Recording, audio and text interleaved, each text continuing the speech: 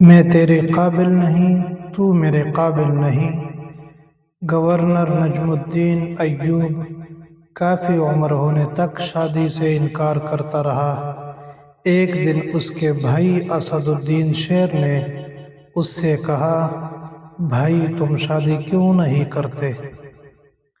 نجم الدین نے جواب دیا، میں کسی کو اپنے قابل نہیں سمجھتا۔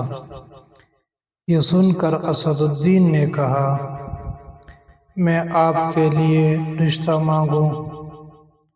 آپ بتائیں کس سے؟ ملک شاہ بن سلطان محمد بن ملک شاہ سلجوقی کی بیٹی یا وزیر الملک کی بیٹی کا؟ یہ سن کر نجم الدین بولا، وہ میرے لائق نہیں۔ اسد الدین دھک سارا گیا، پھر کون آپ کے لیے لائق ہوگی؟ نجم الدین نے جواب دیا، مجھے ایسی نیک بیوی چاہیے جو میرا ہاتھ پکڑ کر مجھے جنت میں لے جائے، اور اس سے میرا ایک ایسا بیٹا پیدا ہو جس کی وہ بہترین تربیت کرے، وہ شاہ سوار ہو اور مسلمانوں کا قبلہ اول واپس لے۔ اسد الدین کو نجم الدین کی بات پسند نہ آئی اور اس نے کہا، ایسی لڑکی آپ کو کہاں سے ملے گی؟ نجم الدین نے جواب دیا، نیت میں خلوص ہو تو اللہ نصیب کرے گا۔ یہ سن کر اسد الدین خاموشی سے اسے تکنے لگا۔ ایک دن نجم الدین مسجد میں عراقی شہر تقریت کے ایک شیخ کے پاس بیٹھے ہوئے تھے۔ ایک لڑکی آئی اور پردے کے پیچھے سے ہی شیخ کو آواز دی۔ شیخ نے لڑکی سے بات کرنے کے لیے نجم الدین سے معذرت کی۔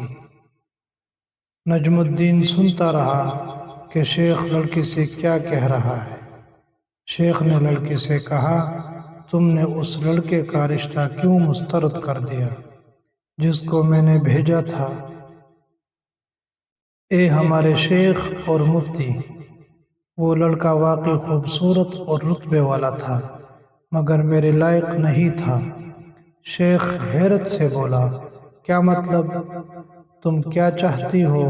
شیخ، مجھے ایک ایسا لڑکا چاہیے جو میرا ہاتھ پکڑ کر مجھے جنت میں لے جائے، اور اس سے مجھے اللہ پاک ایک ایسا بیٹا دے جو شاہ سوار ہو اور مسلمانوں کا قبلہ اول واپس لے۔